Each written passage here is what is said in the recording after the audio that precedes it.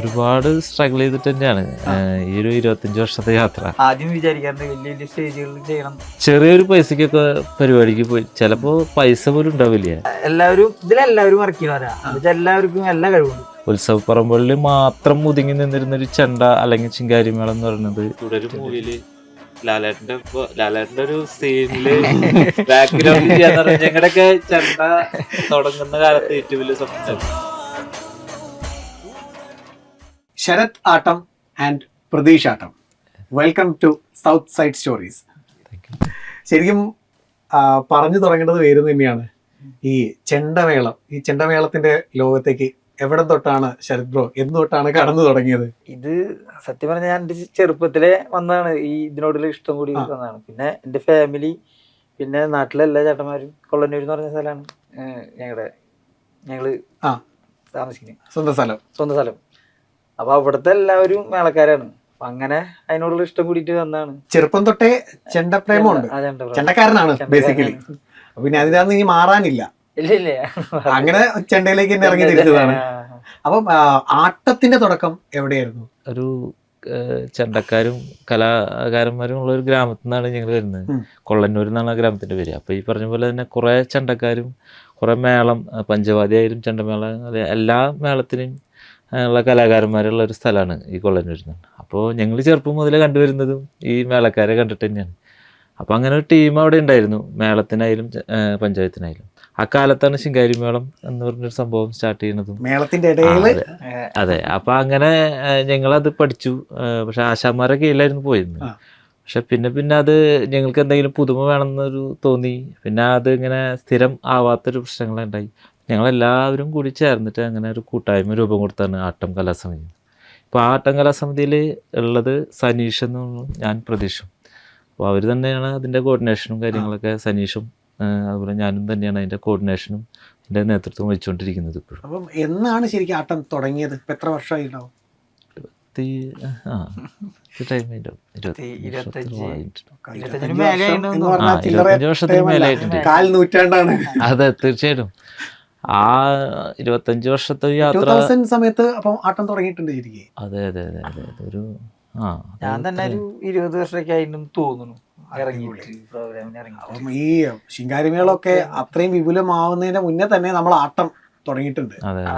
ആട്ടം പോലെ ഒരു ടീം, ഒരു ബാൻഡ് എങ്ങനെയാണെങ്കിലും ഒരു ടീമിനെ കൊണ്ടുപോവുക എന്ന് പറയുന്നത് നല്ല ബുദ്ധിമുട്ടുള്ള കേസാണ്. ശരിക്കും ആ ടീമിന്റെ ആ സസ്റ്റൈനബിലിറ്റിനെ എങ്ങനെയാണ് മെയിൻറ്റെയിൻ ചെയ്യുന്നത്? അതിനകത്ത് ഏറ്റവും ബുദ്ധിമുട്ടുള്ള ടാസ്ക് ഉള്ള കാര്യം എന്താണ്? ഫിനാൻഷ്യൽ പാർട്ടാണോ അതോ ക്രിയേറ്റീവ് സൈഡാണോ, എന്താണ്? ഒരുപാട് സ്ട്രഗിൾ ചെയ്തിട്ട് തന്നെയാണ് ഈ ഒരു 25 വർഷത്തെ യാത്ര. കാരണം ഇതിൻ്റെ തുടക്കത്തിൽ ഈ ശിങ്കാരിമേളം അത്ര ആളുകളിലേക്ക് എത്തിയിട്ടില്ല. കാരണം ചെണ്ടമേളമാണ് അന്നുള്ളത്. ശിങ്കാരിമേളത്തെ അംഗീകരിക്കാൻ തന്നെ കുറേ ആളുകൾക്ക് ബുദ്ധിമുട്ടായിരുന്നു. പ്രത്യേകിച്ച് ഞാൻ പേരെടുത്ത് പറഞ്ഞാൽ ബുദ്ധിമുട്ടാവും. അപ്പൊ അങ്ങനെ ചില ആളുകൾക്ക് വളരെ ശാസ്ത്രീയമായി അവർക്കുള്ളതിനേക്കാളും കൂടുതൽ പരിപാടി ചിലപ്പോൾ ചെയ്തുകൊണ്ടിരിക്കുന്ന ഒരു അവസ്ഥയുണ്ട്. അപ്പൊ അതിനെ അവഹേളിക്കുക അങ്ങനെയൊന്നല്ല. ഇത് ഓൾറെഡി ശിങ്കാരിമേളം എന്ന് വെച്ച് കഴിഞ്ഞാൽ കണ്ടു നിൽക്കുന്ന കാണികളെ ആസ്വദിപ്പിക്കുക അല്ലെങ്കിൽ അവരെ സന്തോഷിപ്പിക്കുക, അത്രേ ഉള്ളൂ. അപ്പൊ അത്രയും അങ്ങനെ വരുമ്പോൾ കുറെ ആളുകൾക്ക് ഇഷ്ടപ്പെടും, കുറെ ആളുകൾക്ക് ഇഷ്ടപ്പെടാതിരിക്കും. അങ്ങനെ ഇഷ്ടപ്പെടാത്ത ആൾക്കാർ ഇതിനെ അവോയ്ഡ് ചെയ്യും. അങ്ങനെ ഇത് ഇല്ലാതാക്കാൻ ശ്രമിക്കാൻ പല വഴികളുണ്ടല്ലോ. ഇൻസിഡന്റ് ഉണ്ടായിട്ടുണ്ടോ? അതെ. അപ്പൊ അങ്ങനെ വരുമ്പോ ടൈമിൽ ഇതൊക്കെ ഇങ്ങനെ കുറഞ്ഞു വന്നതാ. പരിപാടി ടീം എല്ലാ ടീമുകളൊക്കെ നിർത്തി വന്നതാ. പിന്നെ വീണ്ടും ഇങ്ങനെ ഒരു ചെറിയൊരു ബൂസ്റ്റ് ചെയ്ത് എല്ലാവരും ഇപ്പൊ ഈ പറഞ്ഞ പോലെ നിക്കുന്ന ആൾക്കാര് അത് പിടിച്ചു നിന്ന് അതിനൊന്ന് വീണ്ടും ഇങ്ങനെ പൊന്തി വന്നപ്പോ ഒന്ന് പൊന്തി. ഫിനാൻഷ്യലി ഭയങ്കര തന്നെയാണ്. കാരണം ചെറിയൊരു പൈസക്കൊക്കെ പരിപാടിക്ക് പോയി ചിലപ്പോൾ പൈസ പോലും ഉണ്ടാവില്ല. പക്ഷെ നമ്മുടെ അന്നത്തെ ആഗ്രഹമാണ് ഈ ഒരു പരിപാടി ചെയ്യണം എന്നുള്ളൊരു ആഗ്രഹം, അതിനോടുള്ളൊരു ഇഷ്ടം. അങ്ങനെയാണ് അത് നിലനിന്ന് പോയിരുന്നത്. ശരിക്കും പറയുകയാണെങ്കിൽ ജോലിക്ക്, അതായത് സ്ഥിരമുള്ള ജോലി നഷ്ടപ്പെടുന്ന ഒരു അവസ്ഥയുണ്ട് എല്ലാവർക്കും. ഇപ്പം ഇതിലെല്ലാം സംഭവം എല്ലാവരും ഓരോ കൈത്തൊഴിലുള്ള ആളുകളാണെങ്കിലും കൂടിയിട്ട് അവർക്ക് ആ സ്വന്തമായിട്ട് ജോലിക്ക് പോകാൻ പറ്റാത്തൊരവസ്ഥയുണ്ട്. കാരണം സീസണിൽ മാത്രമാണ് മേളമുള്ളൂ.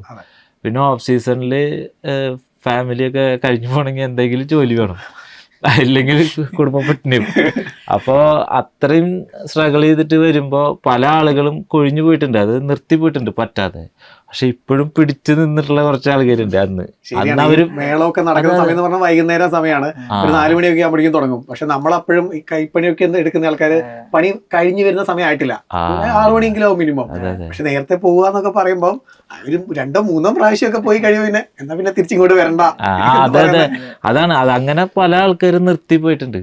പക്ഷെ ഞങ്ങൾക്കും അന്നൊക്കെ നിർത്തിപ്പോയി ഫിനാൻഷ്യലി സെറ്റ് ആവായിരുന്നു, ഓരോ കൈത്തൊഴിലായാലും ഓരോ ജോലി. പക്ഷെ ഞങ്ങൾക്ക് അതിനോടുള്ളൊരു ഇഷ്ടം ഇപ്പോഴും നിലനിൽക്കുന്നതുകൊണ്ടാണ് ഇപ്പൊ ഇങ്ങനെ നിന്ന് പോണത്. അന്ന് അങ്ങനെ സ്ട്രഗിൾ ചെയ്ത് വന്നുകൊണ്ട് ഇപ്പോ ഈ പറഞ്ഞ പോലെ ഇത്രയും സൗത്ത് സൈഡ് സ്റ്റോറി പോലുള്ള വേദികളിലൊക്കെ എത്താൻ പറ്റുന്നു എന്നുള്ളത് വലിയൊരു ഭാഗ്യമാണ്. അതിലേക്ക് തന്നെയാണ് ശരിക്കും നമ്മൾ വരുന്നത്. കൺഗ്രാറ്റുലേഷൻസ്. അങ്ങനെ അത്രയും വളർന്ന് പന്തലിച്ചതാ ഇപ്പൊ ഇവിടെ പ്രതീഷ് ബാബു പറഞ്ഞ പോലെ നമ്മള് സൗത്ത് സൈഡ് സ്റ്റോറീസിൽ എത്തി നിൽക്കുകയാണ്. ആട്ടം ഇനി സൗത്ത് സൈഡ് സ്റ്റോറീസിന്റെ ഭാഗമാണ്. എന്ത് തോന്നുന്നു? ഒരുപാട് സന്തോഷാണ് ശരിക്കും പറഞ്ഞാൽ. നമ്മള് ഈ ഇത് തുടങ്ങുമ്പോ തന്നെ ആദ്യം വിചാരിക്കാറുണ്ട് വലിയ വലിയ സ്റ്റേജുകൾ ചെയ്യണം. ഇപ്പൊ കുറച്ച് സ്റ്റേജുകൾ ഇങ്ങനെ ചെയ്തിട്ടുണ്ട്. പക്ഷെ എന്നാലും ഈ ഒരു ഇത് ഭയങ്കര സന്തോഷമുള്ള കാര്യമാണ്. അത് അതേപോലെ കുറേ ബാൻഡുകൾ പെർഫോം ചെയ്യുന്ന ഒരു വേദിയിൽ ഞങ്ങളെപ്പോലെ ഒരു ട്രഡീഷണൽ ബാൻഡിന് അവസരം കിട്ടുക എന്നൊക്കെയുള്ളത് വലിയൊരു സ്വപ്നമൊക്കെ ആയിരുന്നു ഒരവസരത്തിൽ. അങ്ങനെ ഇരിക്കുമ്പോൾ ഇങ്ങനെ കുറേ മ്യൂസിക്കലി നമ്മൾ ബാൻഡൊക്കെ ആയിട്ട് ചെയ്തു തുടങ്ങിയപ്പോൾ തന്നെ കുറേ ഇപ്പം ഒരു ബാംഗ്ലൂർ ഒരു മ്യൂസിക് ഷോയിലൊക്കെ നമ്മളങ്ങനെ ചെയ്തിട്ടുണ്ട്. അതിൻ്റെ പേര് ഓർമ്മയില്ല, എങ്കിലും അതിൽ കുറേ ബാൻഡുകൾ ഉണ്ടായിരുന്നു, ശിവമണി അടക്കം ഉള്ള ബാൻഡുകൾ ഉണ്ടായിരുന്നു. അപ്പോൾ അതിൽ നമുക്കൊരു പെർഫോം ചെയ്യാനൊരു അവസരം കിട്ടി. അതുപോലെ തന്നെ ടി വി ചാനലുകളിലൊക്കെ അത് വലിയൊരു മാറ്റമായിരുന്നു. കാരണം ഉത്സവപ്പറമ്പുകളിൽ മാത്രം ഒതുങ്ങി നിന്നിരുന്നൊരു ചെണ്ട അല്ലെങ്കിൽ ചിങ്കാരിമേളം എന്ന് പറയുന്നത് ഒരു സ്വീകരണ മുറിയിലേക്ക് എത്താൻ പറ്റുന്നൊരു സംഭവമാണെന്ന് ആളുകളിലേക്ക് വന്നതോടുകൂടി ഇതിൻ്റെ രൂപം മാറി, ഇതിൻ്റെ കാഴ്ചപ്പാട് മാറി, സ്വീകരണ രീതി മാറി, ആ ഒരു അവഗണനകൾ മാറി. ഒരു സെലിബ്രേഷൻ എന്നുള്ളൊരു സംഭവം എല്ലായിടത്തേക്കും ആയതുകൊണ്ട് നമുക്ക് ചെറിയ സൗണ്ടിൽ ഒതുക്കാനും പറ്റില്ലല്ലോ. അതെ വളരെ ഇതാണ്. പിന്നെ അത് സിനിമയിലേക്കും വഴി മാറി എന്നുള്ളതാണ്. കുറെ സിനിമകളിൽ ചെയ്യാൻ പറ്റി. ARM മൂവി പോലത്തെ, പിന്നെ ഇപ്പൊ വളരെ ഹിറ്റ് ആയിട്ടുള്ള തുടരും മൂവിയില് ലാലേട്ടന്റെ ഒരു സീനില് ബാക്ക്ഗ്രൗണ്ട് ചെയ്യാന്ന് പറഞ്ഞാൽ ഞങ്ങളുടെയൊക്കെ ചെണ്ട തുടങ്ങുന്ന കാലത്ത് ഏറ്റവും വലിയ സ്വപ്നമായിരുന്നു. കാരണം നമ്മളൊക്കെ സിനിമ കണ്ട കാലത്ത് ദൈവമേ ഈ ഒരു ബാക്ക്ഗ്രൗണ്ടിൽ നമ്മുടെ ആട്ടത്തിന്റെ ചെണ്ടായിരുന്നെങ്കിൽ, അങ്ങനെ വിചാരിച്ചിരിക്കുന്ന സ്വപ്നം സഫലമായിട്ടുള്ള ഒരു പടാണ് തുടരും. പിടിച്ചെടുത്തതാണ്. അതെ, അത് കാരണം ആ പടത്തില് മാസ് സീനായിരുന്നു. ആ പോലീസ് സ്റ്റേഷനിലെ ഒരു അതില് ചെണ്ട ചെയ്യാൻ കിട്ടിയ ഒരു ഭാഗ്യം ഞങ്ങൾക്ക് ഒരിക്കലും മറക്കാൻ പറ്റില്ല. കാരണം നമ്മൾ എല്ലാവരുടെ മനസ്സിലുള്ള ഒരു ലാലേട്ടൻ ആരാധകൻ ഉണ്ടാവും. അപ്പൊ മോഹൻലാൽ ഫാൻ ഉണ്ട്, സ്പെഷ്യലാണ് അതിന്റെ. ഞങ്ങളൊക്കെ തല്ലുകൂടാറുണ്ട് മമ്മൂട്ടി മോഹൻലാലിനൊക്കെ ഉണ്ട്. പക്ഷെ എങ്കിലും അങ്ങനെ ഒരു അവസരം വലിയൊരു മൊമെന്റ് തന്നെയായിരുന്നു അത്. ശരിക്കും ആ സന്തോഷം പറഞ്ഞു തുടങ്ങേണ്ടത് ആട്ടത്തിന്റെ തുടക്കത്തിൽ തന്നെയാണ്. 25 വർഷം മുമ്പ് ആട്ടം ഒരു ടീമാണ്, 10-30 പേരുണ്ടാവുന്ന ഒരു ടീമാണ്. ആരാണ് തുടങ്ങിയത് എന്ന് ചോദിച്ചാൽ പറയാനുള്ള പേരുകൾ ഇല്ല. അങ്ങനൊരു വ്യക്തിനെ ചൂണ്ടിക്കാട്ടാൻ ആട്ടം കലാസമിതിക്ക് ചിലപ്പോൾ അത് ഞങ്ങൾക്ക് പകർന്നു നൽകിയ കുറച്ച് ആളുകളുണ്ടാവുമല്ലോ. ഇപ്പോൾ മേളം പഠിപ്പിക്കാനായിട്ട് മണിയേട്ടൻ എന്ന് പറഞ്ഞ ആളാണ് ഞങ്ങളതിനെ ശിങ്കാരിമേളമായിട്ട് ഇവിടെ പഠിപ്പിച്ചത്. അതെ, ശിങ്കാരിമേളം. അന്ന് ഈ ശിങ്കാരിമേളം പഠിപ്പിക്കുക എന്ന് പറഞ്ഞു കഴിഞ്ഞാൽ അതിനങ്ങനെ ഒരു കൃത്യമായ ചട്ടക്കൂടൊന്നുമില്ല. അന്നൊരു ചെണ്ടമേളത്തിന്റെ വ്യത്യാസം ഞാൻ പറയുകയാണെങ്കിൽ അതിനൊരു ഇൻസ്പിറേഷൻ എന്നൊക്കെ പറയുകയാണെങ്കിൽ AR റഹ്മാന്റെ ഒട്ടകത്തെ തട്ടിക്കുന്നൊരു പാട്ട്. അപ്പൊ അതിൽ നിന്ന് നമ്മൾ ചെണ്ട കിട്ടും. അങ്ങനെയൊക്കെ ഒരു ഇൻസ്പിറേഷനാണ് ഓരോ. അല്ല, അതിപ്പോ അവർക്ക് ഇപ്പൊ ചിങ്കാരിമേളത്തിന് എങ്ങനെയാ നമുക്കതിന് കൃത്യമായിട്ടുള്ളൊരു ചെണ്ടമേളത്തിന്റെ പോലെ എണ്ണം കൃത്യമായിട്ടൊന്നുമില്ല. അതൊരു എൻജോയ്മെന്റ് തന്നെയാണ്, ഹാപ്പിനെസ് തന്നെയാണ്. മുന്നേ നിൽക്കുന്നവരെ, നമ്മളെ കാണുന്നവരെ, നമ്മളെ ശ്രമിക്കുന്നവരെ സന്തോഷിപ്പിച്ചു വിടുക, അത്ര മാത്രമുള്ളത്. അതെ, തുടങ്ങി കഴിഞ്ഞാൽ അവസാനം വരെ ശരിക്കും എത്ര പേരുണ്ട് ആട്ടത്തിൽ? 31 പേരുണ്ട് ഇപ്പോ. 31 പേര്. ഇതില് പ്രോഗ്രാം ചെയ്യുന്നത് 28 പേര്. ബാക്കി മറ്റേ എന്താ പറയാ എക്സ്ട്രാ ആയിട്ട് നടക്കും. എന്ന് വെച്ചാൽ ഞങ്ങൾ മാറിയിട്ട് ചെയ്യാൻ വേണ്ടിട്ട് എല്ലാവരും അല്ലാതെ ചെയ്യുന്ന ആൾക്കാരാണ്. പക്ഷെ ഇങ്ങനെ ചിലപ്പോ എനിക്ക് വയ്യാണ്ടാകുമ്പോ ഞാൻ മാറി നിൽക്കും, അടുത്ത ആള് കയറും. അങ്ങനെ പരിപാടി ഇങ്ങനെ ഓണായിട്ട് എപ്പോഴും ഇങ്ങനെ പോകാൻ വേണ്ടിട്ട് കുറച്ച് ബാക്കിൽ 2-3 ആൾക്കാരെ നിർത്തും. ഈ ഇത്രയും ടീമിനെ ഇങ്ങനെ പിടിച്ചുകൊണ്ട് പോവാന്ന് പറയുന്നത് ചില്ലറ കാര്യമല്ല. ആരാണ് നിങ്ങളുടെ ലീഡേഴ്സ്?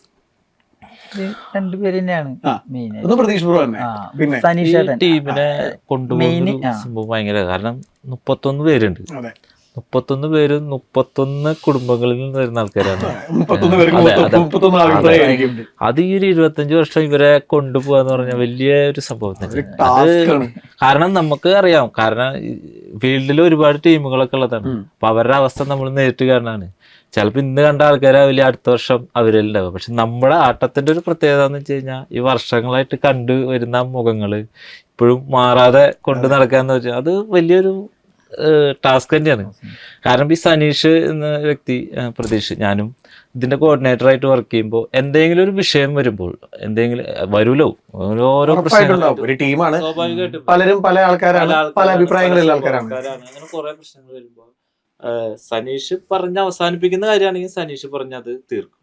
ഇനി എന്തെങ്കിലും അവനൊരു ഡൗട്ട് വരികയാണ്, അത് പറയണം. അപ്പൊ ഞങ്ങൾ തമ്മിലൊന്ന് ഡിസ്കസ് ചെയ്യും.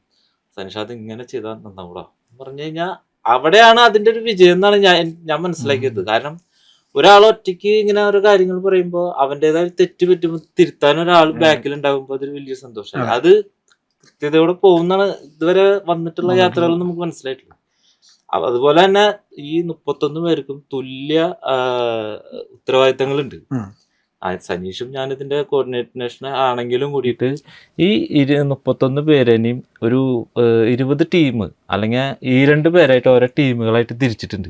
അപ്പൊ ഓരോ ദിവസത്തെ പരിപാടി ആ ഈ 2 പേരാണ് കോർഡിനേറ്റ് ചെയ്ത് പോവുക. സ്ഥിരം കോർഡിനേറ്റർ അല്ല. അതായത് അവരാണ് അന്നത്തെ ആളുകളെ കോർഡിനേറ്റ് ചെയ്യാൻ, വണ്ടി വിളിക്കുക, അങ്ങനത്തെ എല്ലാ കാര്യങ്ങളും, പേയ്മെന്റ്, എല്ലാ കാര്യങ്ങളും. ആ 2 പേർക്ക് പിന്നെ 10 ദിവസം കഴിഞ്ഞിട്ട് അടുത്ത റെസ്പോൺസിബിലിറ്റി ഉണ്ടാവുള്ളൂ. അപ്പോൾ ആ ചെയ്യുന്നവർക്ക് ഒരു ഹാപ്പിയാണ്. അന്നത്തെ ദിവസം മാത്രമേ റിസ്ക് ഉള്ളൂ, ബാക്കിയുള്ളത്. അങ്ങനെ ഒരുപാട് വർക്കുകൾ ഇതിന്റെ പിന്നിലുണ്ട്. ഇനി ഇപ്പം ആട്ടത്തിന്റെ ടീം സ്പിരിറ്റ് പറഞ്ഞു, ആട്ടത്തിന്റെ ഓരോരോ പെർഫോമൻസിലും ഓരോരോ സംഭവങ്ങൾ വരാറുണ്ട്, പുതിയ പുതിയ ഓരോ ഐറ്റംസ് കൊണ്ടുവരാറുണ്ട്. ഇത് ഈ പറഞ്ഞ ഓരോ ഡ്യൂട്ടി ഓരോ ആൾക്കാർക്ക് ഏൽപ്പിച്ചു കൊടുക്കാന്ന് പറഞ്ഞല്ലോ, ഇതും ഇങ്ങനെ ഓരോരുത്തർക്ക് ഏൽപ്പിച്ചു കൊടുക്കുന്നതാണോ അതോ എല്ലാവരും കൊണ്ടുവരുന്നത് നമ്മൾ അക്സെപ്റ്റ് ചെയ്യാറുണ്ടോ? ഇതെങ്ങനെയാ വെച്ച് കഴിഞ്ഞാൽ ഇതിലെല്ലാവരും വർക്ക് ചെയ്യണവരാ. എന്ന് വെച്ചാൽ എല്ലാവർക്കും എല്ലാ കഴിവുണ്ട്. അതിലൊരാൾക്ക് സെപ്പറേറ്റ് കൂടുതൽ അങ്ങനത്തെ ഒരു ചിന്താഗതി ഇല്ല. അപ്പോൾ എന്തെങ്കിലും ഒരു കുഞ്ഞൊരു കണ്ടന്റ് കൊണ്ടുവരും. ഇപ്പൊ അങ്ങനെ ഒരു സാധനം ഉണ്ട്, നമുക്ക് അത് ചെയ്താലോ എന്ന് പറയും. അത് ചെയ്യാതിരിക്കുമ്പോൾ എല്ലാവരും ഉണ്ടാവും. അതിനെ വർക്ക് ചെയ്ത് വലുതാക്കാന്നുള്ളതാണ് ഇപ്പോൾ ഞങ്ങൾ ചെയ്യാറ്. അതിലിപ്പോ എല്ലാവരുടെ ഒരു ചെറിയൊരു കയ്യൊപ്പ് ഉണ്ടാവും ഓരോ സാധനത്തിലും. അതാണ് ഞങ്ങൾ ഈ ഇങ്ങനത്തെ പുതിയ സ്റ്റെപ്പായാലും പറയാ കുട്ടികളായാലും കൂടി എല്ലാവരും അതില് മെനക്കെടും. ഇത് ഇവിടുന്നൊക്കെയാ കൊണ്ടുവരാറുള്ളത് ഈ കുട്ടികൾ സ്റ്റെപ്പുകളൊക്കെ. കാരണം വെറൈറ്റി സ്റ്റെപ്പാണ് മുഴുവൻ ആട്ടത്തിൻ്റെത് കണ്ടിട്ട് കുറെ പേര് ഇമിറ്റേറ്റ് ചെയ്യുന്നുണ്ട്. ഇത് ഞങ്ങള് അത്യാവശ്യം ഇപ്പൊ പറ്റില്ല കേട്ടാ, ഇപ്പൊ എല്ലാവരും ആ കള്ളത്തെ മേടിച്ചു.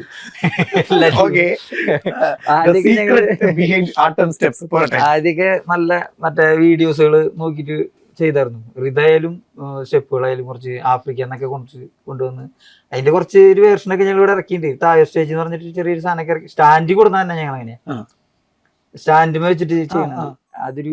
ഒരു താഴെ സ്റ്റേജ് എന്ന് പറഞ്ഞിട്ട് സ്റ്റേജ് ഞങ്ങൾ ചെയ്തിട്ടുണ്ടായിരുന്നു. അത് കുറച്ച് മ്യൂസിക്കും മറ്റേ കുറച്ച് ആഫ്രിക്കൻ ടൈപ്പ് സാധനമായിരുന്നു. അത് സ്റ്റാൻഡിൽ വെച്ച് വലുതായിട്ട് സ്റ്റെപ്പ് കളിച്ചുകൊണ്ട് ചെയ്യുക, മറ്റേ പാൻ്റൊക്കെ ഇട്ടിട്ട് അങ്ങനത്തെ ഒരു സെറ്റപ്പ് ഞങ്ങൾ ചെയ്തു. അത് ആ ഒരു പാറ്റേൺ ആണ് ഇപ്പോൾ ഞങ്ങൾ ഫ്യൂഷനിലും സ്റ്റാൻഡ് വെച്ചിട്ട് ചെയ്തത്. ഈ ഞങ്ങൾ കൊടുന്നെങ്കിലും കൂടി അത് എല്ലാവരും ചെയ്യണ കാരണം കൊണ്ട് വിജയിച്ചു പോണ്. കാരണം എല്ലാ ടീമുകളും ഇപ്പൊ ചെയ്യുന്നുണ്ട്. അതെ, അടുത്തത് ആട്ടത്തിന്റെ ഭാഗത്തുനിന്ന് വരാനുള്ള ഒരു പുതിയ ഐഡിയ എന്താണ്? ഐ മീൻ ഇപ്പൊ നമ്മൾ എല്ലാ ഇൻസ്ട്രുമെന്റ്സുമായിട്ട് മ്യൂസിക്കിലുള്ള ഒരുവിധം ഇൻസ്ട്രുമെന്റ്സ് ഒക്കെ ആയിട്ട് ചെണ്ട വെച്ച് പരീക്ഷിച്ചു. ചെണ്ട വിത്ത് ഹാർമോണിയം, ചെണ്ട വിത്ത് വയലിൻ, ചെണ്ട വിത്ത് കീബോർഡ്, ഗിറ്റാർ, ഇനിയിപ്പം ചെണ്ട വിത്ത് ജാസ്, ചെണ്ട വിത്ത് ഡ്രംസ് ഒക്കെ നമ്മൾ പരീക്ഷിച്ചു. ഇനിയിപ്പോ അടുത്തത് എന്താണ് ഉദ്ദേശിക്കുന്നത്? അടുത്തത് ശരിക്ക് ഇത് എനിക്ക് തോന്നണ എന്താ വെച്ചാല് ഇത് അങ്ങനത്തെ ഒരു ഇതല്ലേട്ടാ. എന്താ വെച്ച് കഴിഞ്ഞാ ഈ സങ്കടം വരുന്ന സമയത്ത് ചെണ്ട അധികം യൂസ് ചെയ്ത് ഞാൻ കണ്ടിട്ടില്ല. ഈ നമ്മള് റെക്കോർഡിങ്ങിന് പോകുമ്പോഴേ അങ്ങനെ ആ ഒരു പോർഷനിലേക്ക് ഇതുവരെ ഞാൻ അത്രയും എനിക്ക് അങ്ങനെ ഇതായിട്ട് വന്ന് തോന്നിയിട്ടില്ല. ഫുൾ ഇത് ഇങ്ങനെ ലൗഡ് ആയിട്ടുള്ളതല്ലേ, അപ്പൊ കുറച്ച് സന്തോഷമായിട്ടുള്ള ഇതിലാ. അങ്ങനത്തെ ഒരു സാധനം കൊണ്ടുവരണമെന്നുണ്ട്. സങ്കടത്തിലേക്ക് ചെണ്ടേനെ എങ്ങനെ കൊണ്ടുവരുന്ന അങ്ങനത്തെ ഒരു വെറുതെ ഒരു തോട്ട് പറയാൻ പറ്റില്ല. ചിലപ്പം വാരണമായിരത്തിലെ മറ്റേ മ്യൂസിക് ഒക്കെ പോലെ കൊണ്ടുവരാം. ടങ് ടക്ക് ട ടങ്. അതും പറഞ്ഞ പോലെ ഒരു ബീറ്റ് ആണല്ലോ. ഇത് അങ്ങനെ ഒരു മുന്നത്തെ ഒരു തോട്ടാണിത്. ഫസ്റ്റ് ഏതാണ് മെമ്മറിയിലേക്ക് വരുന്ന ഒരു ഓർമ്മ എന്ന് പറയുന്നത്? മീൻസ് ലൈവ് പെർഫോമൻസിൽ ഞാൻ ഒരിക്കലും ഇങ്ങനെ ഒരു സാധനം മറക്കില്ല, ഈ ഒരു ഇൻസിഡന്റ് മറക്കില്ല എന്ന് പറയുന്ന ആട്ടത്തിന്റെ പെർഫോമൻസുകളിലുള്ള ഒരു ഓർമ്മ ഏതാ? കാരണം നിങ്ങളിപ്പം കൊട്ടാൻ പോയി കഴിഞ്ഞാൽ എപ്പോഴും കൂട്ടത്തിൽ നിന്ന് ആൾക്കാരെ വിളിച്ച് കൊട്ടിക്കാറുണ്ട്. അങ്ങനെ കൊട്ടി ഞെട്ടിച്ചാരെങ്കിലും ഉണ്ടോ? പിന്നെ അത് എത്ര മറ്റേ കമലഹാസൻ, വിക്രം. ശരിക്കും അത് ഉലക നായകൻ കമലഹാസൻ ആട്ടത്തിന്റെ കൂടെ ചെണ്ട കൊട്ടി, അതുണ്ടായിരുന്നു ഇൻസിഡന്റ്. ഇതിന്റെ പ്രോഗ്രാം അദ്ദേഹത്തിന് കാണാൻ കിട്ടുക എന്ന് പറയുന്നത് തന്നെ അപ്പോഴാണ് നമ്മുടെ കൂടെ പെർഫോം ചെയ്യാൻ വേണ്ടി ലൈവായിട്ട് വരുന്നത്. വിക്രം പടത്തിന്റെ പ്രൊമോഷൻ. അതെ.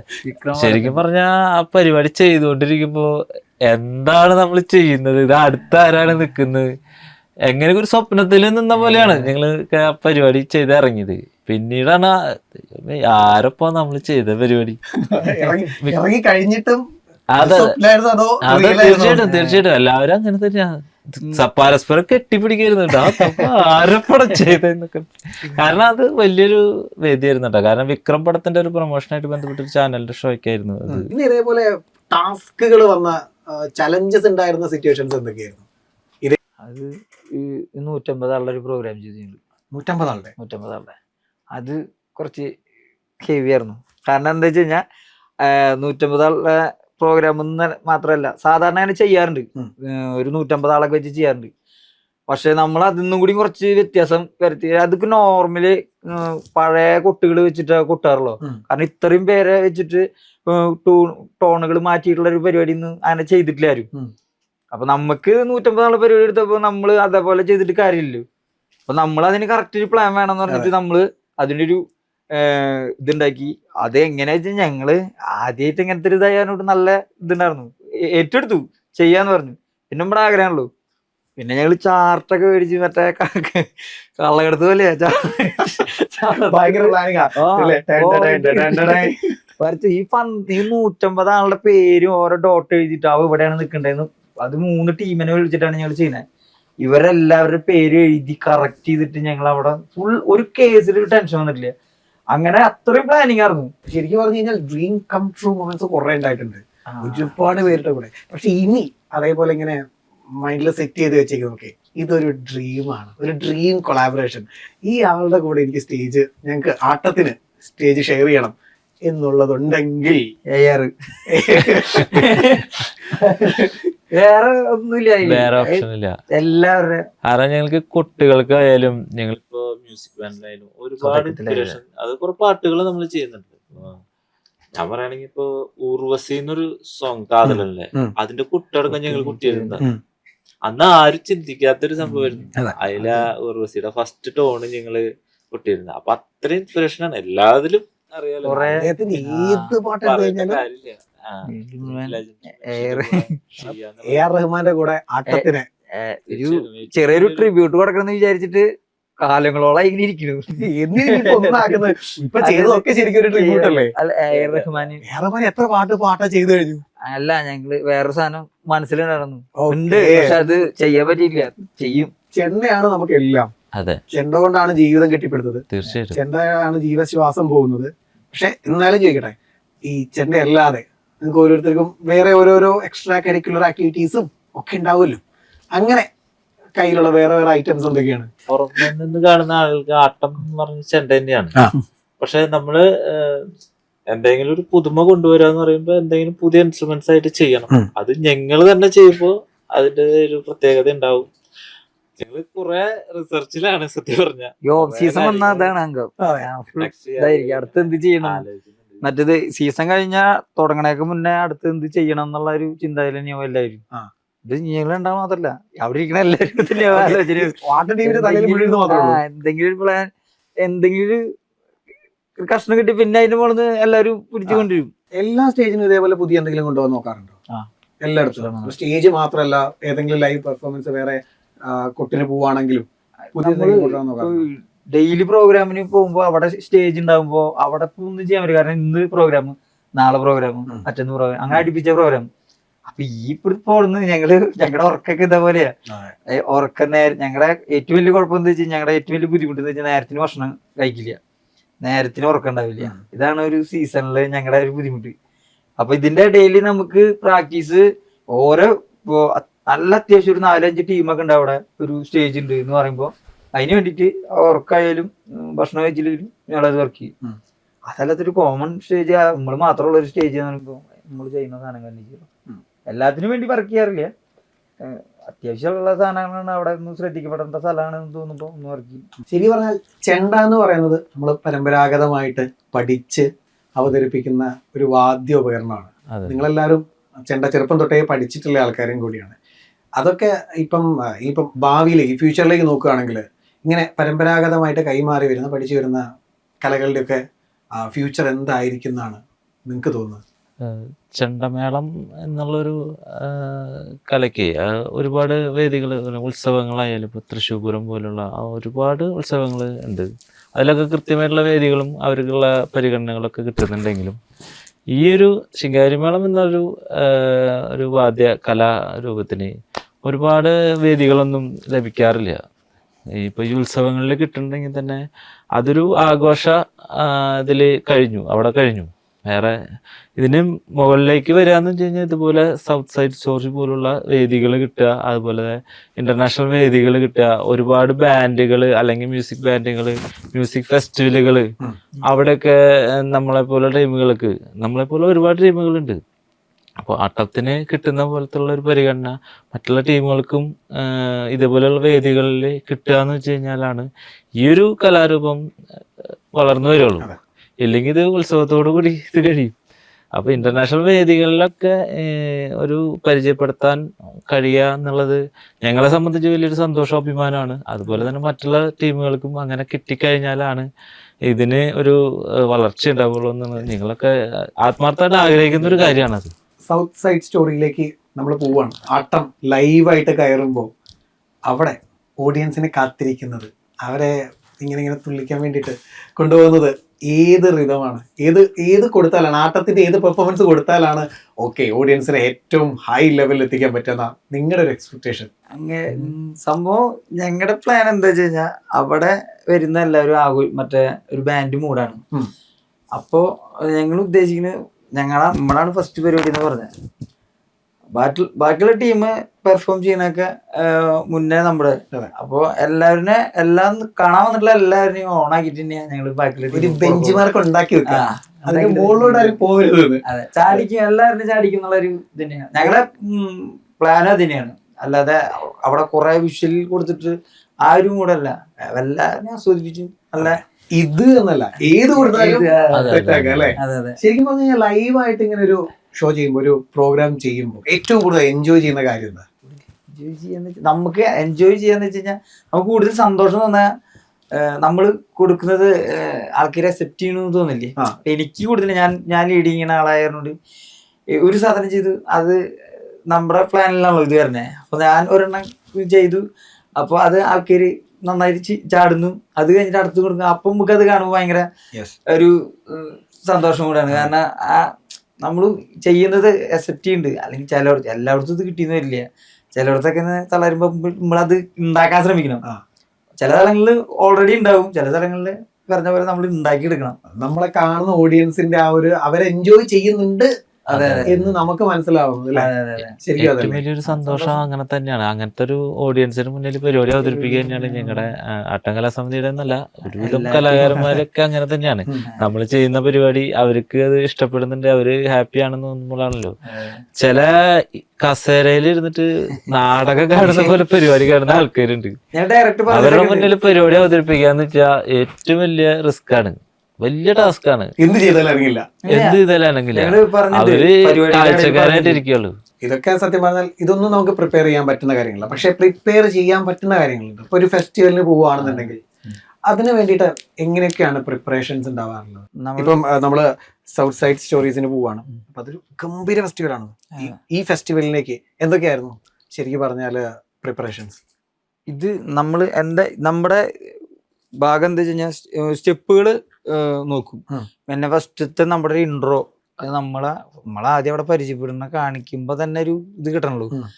അത് ഒരു എന്താ പറയാ, ഞങ്ങൾ ആകെ ശ്രദ്ധിക്കുന്ന സ്റ്റെപ്പ് ചെയ്യും, കണക്ട് ചെയ്യില്ല ഒന്നും. ഇത് കഴിഞ്ഞാൽ അങ്ങനെ കണക്ട് ചെയ്ത് വെക്കില്ലാന്ന്. ഇതൊക്കെ പ്ലാൻ ചെയ്തിട്ട് അത് അവിടെ ചെന്നിട്ട് യോജിപ്പിക്കുക. അത് അവിടത്തെ പ്ലാൻ പോലെ ഇരിക്കും. കാരണം ക്രൗഡ് ഇപ്പൊ നന്നായി ചാടുന്ന സമയങ്ങളാണെന്നുണ്ടെങ്കിൽ ചിലപ്പോ ഈ സ്റ്റെപ്പ് കട്ടാവും. ആ നേരത്ത് നമ്മൾ ചാടിക്കൊണ്ടിരിക്കുന്ന നേരത്ത് നമ്മള് സ്റ്റെപ്പ് കളിക്കുമ്പോ അവർക്ക് ബോറടി ആവും. ഇത് കഴിഞ്ഞ് മാറണം എന്ന് പറഞ്ഞ കാര്യമില്ല. അപ്പൊ അവരിങ്ങനെ നോക്കിക്കേണ്ട അവസ്ഥയാവും. അപ്പൊ അങ്ങനത്തെ ഒരു അവസ്ഥ വരുമ്പോ ഞങ്ങള് സ്റ്റെപ്പ് കെട്ടി ഇത് കയറ്റും. അത് ആ സ്പോട്ടിൽ എടുക്കുന്ന തീരുമാനമാണ്. ഓഡിയൻസിന്റെ പൾസ് അറിഞ്ഞ് ആയിട്ട് ചെയ്യും. അല്ലെങ്കിൽ പരിപാടി ഫ്ലോപ്പ് ആവും. കാരണം എന്താ വെച്ച് കഴിഞ്ഞാൽ നല്ല എൻജോയ് നിൽക്കുന്ന ഒരു ഓഡിയൻസിന്റെ അടുത്ത് ഞങ്ങള് ഇതിന്റെ ക്രിയേഷൻ കാണിക്കാൻ നിന്ന് കഴിഞ്ഞാൽ ചിലപ്പോ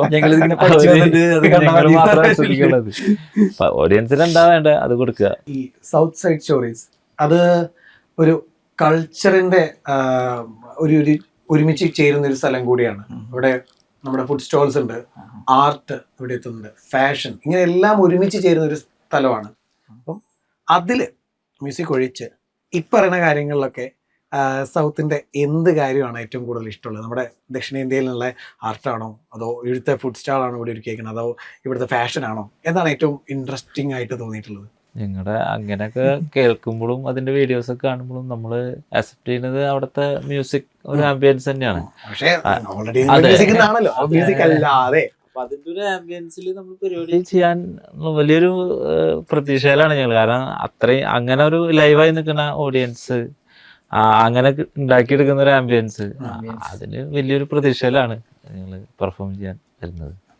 അപ്പം ആ പ്രതീക്ഷകൾക്കൊത്ത് നിങ്ങൾക്ക് അവിടെ പെർഫോം ചെയ്യാൻ പറ്റട്ടെ, അതേ ലെവലിൽ തന്നെയുള്ള ഒരു സ്വീകരണം അവിടെ കിട്ടട്ടെ, അവിടുന്ന് ഓഡിയൻസിന്റെ അടുത്തുനിന്നും അങ്ങനെ തന്നെയുള്ള ഒരു എനർജി തിരിച്ചും കിട്ടട്ടെ. എന്നാൽ മാത്രം നിങ്ങൾക്കും അങ്ങനെ പെർഫോം ചെയ്യാൻ പറ്റുള്ളൂ അല്ലേ? തീർച്ചയായിട്ടും. സോ ഒരു ഗംഭീര ലെവൽ തന്നെ ആവട്ടെ. All the best. Thank you so much. Thank you.